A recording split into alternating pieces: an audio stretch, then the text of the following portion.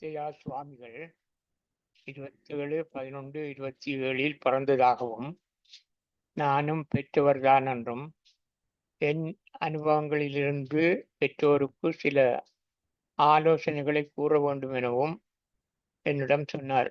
அவர் சொன்னவற்றில் நான் புரிந்து கொண்டவற்றை இன்று மீண்டும் நினைவுக்கு கொண்டு வருகிறேன். நீங்கள் கடவுளிடமிருந்து பெற வேண்டியவற்றை பெற்றவர்கள் என்பதில் எவரும் சந்தேகம் கொள்ளத் தேவையில்லை. பிள்ளைகளுக்காக நீங்கள் ஆற்றும் பணியொன்றே அதற்குச் சான்றாகும். கடவுள் கொடுப்பதெல்லாம் மற்றவர்களுக்கு உதவி செய்து பேரின்பமடையும் மனநிலைதான். பிள்ளைகளுக்காகவே உங்கள் செயல்கள் யாவும் நடைபெறுகின்றன. பாடுபட்டு உழைக்கின்றீர்கள், பஞ்சாய் பறக்கின்றீர்கள், பிள்ளையை உயர்கல்வி பெற வைக்க துடிக்கின்றீர்கள், பிள்ளையை உயர்தரமாக்க தவிக்கின்றீர்கள், அவர்களுக்கு நல்ல துணைவரை தேடி அலைகின்றீர்கள். பிள்ளை கருவில் வந்த நாளிலிருந்து நீங்கள் படும் பாடுதான் என்ன? பேர் வைப்பதற்குத்தான் என்ன பாடுபட்டீர்கள்? கடவுளை மறந்தும் இருந்த நீங்கள் பிள்ளைக்காகவே கடவுளுடன் செல்கிறீர்கள். இளவயதில் பேசிய நாஸ்திகம் எங்கு போனதோ தெரியவில்லை. கனவிலும் நனவிலும் மூச்சிலும் பேச்சிலும் பிள்ளைதான். பிள்ளைக்கு எதையெல்லாமோ பெற்றுக் கொடுக்க துடிக்கிறீர்கள்.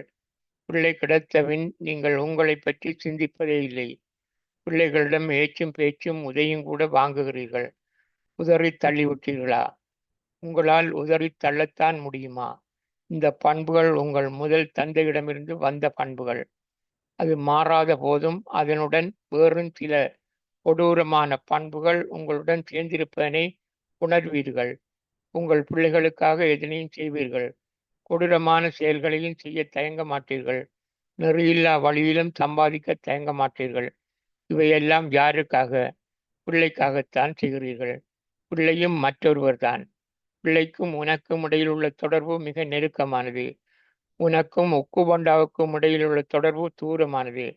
நீங்கள் மூவரும் ஒரு மரத்தின் கிளைதான் என நான் முன்னொரு முறை உங்களுக்கு விளக்கியுள்ளேன்.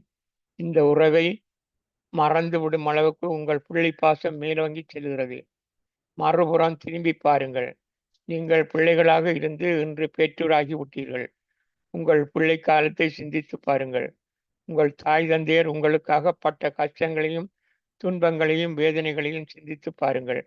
என்ன பாடுதான் படுத்தினீர்கள். கூலிக்காரனுக்கும் அவ்வளவு தொல்லை கொடுக்க மாட்டார்கள் அல்லவா? அவர்கள் உங்கள் நன்மைக்காக சொன்னவற்றை கேட்டீர்களா? செய்தீர்களா? அவர்கள் செய்ய வேண்டாம் என்றவற்றை செய்தீர்கள்.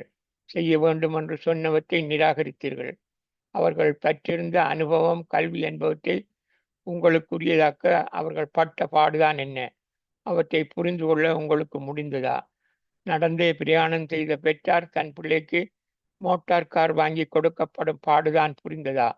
கேட்டபோது கொடுக்காவிட்டால் கொடுத்த சொல்லிதான் அவ்வளவு. உங்கள் பெற்றோரை நீங்கள் இப்போது எப்படி நினைக்கிறீர்கள்? ஒருவர் கூறுகிறார், கண்ணீர் வடிக்கிறார். அவர்கள் உயிரோடு இருக்கும் போது அவர்களின் அருமையை என்னால் புரிந்து கொள்ள முடியவில்லையே. பொன்சாதி கோபிக்கக்கூடாது. பெற்றோர் தாங்கிக் கொள்வார்கள் என நினைத்தேனே. பெற்றோருக்கு கொடுக்காவிட்டாலும் பரவாயில்லை. என் பிள்ளைக்கு அதனை வாங்கி கொடுக்க வேண்டும் என நினைத்தேனே. வைத்தியம் செய்து என் பெற்றோரை இன்னும் சில காலம் உயிருடன் என்னோடு இருக்க உதவவில்லையே. பெற்றோர் கடவுள் வாக்கு பெற்றவர் என்பதனை உணரத் தவறிவிட்டேனே. அவர்கள்தான் கடவுள் என்பதை இப்போதுதான் உணர்கிறேனே. அவர்கள் உயிருடன் இருக்கும் காலத்தில் என்னுடன் கடவுள்கள் இருந்தார்கள் என்பதை உணரவே இல்லையே. கடவுளுக்குத்தான் எத்தனை தொல்லை, எத்தனை கோடி பிள்ளைகள்.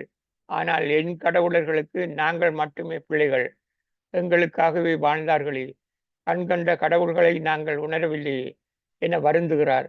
என் பெற்றோருக்காக ஆடி அமாவாசை தீர்த்தம் ஆடினாலும் போதாது, அமுதமுதாய் அள்ளி கொட்டினாலும் போதாது என்று துடிக்கிறார். கழிவிறக்கம் கொண்டு பயனில்லை. உரிய காலத்தில் உணர்வு நரம்புகள் தூண்டப்பட வேண்டும். அதற்குத்தான் வழி உண்டு. அதிகாலையில் 4:30 மணிக்கு வடக்கு நோக்கி மடிகாலில் இருந்து கையேந்தி கடவுளிடம் உங்களுக்கு நன்கு தெரிந்த மொழியில் கோரிக்கையை வையுங்கள். உங்கள் நரம்புகள் உரிய வேளையில் தூண்டப்பட்டுவிடும். இது ஒரு மெய்ஞானம். அதாவது ஒருபோதும் திருத்தத்திற்கு இடமில்லாத விஞ்ஞானம் என்பதனை நானாக சொல்லாமல் நீங்கள் உணரும் காலம் வெகு தூரத்தில் இல்லை.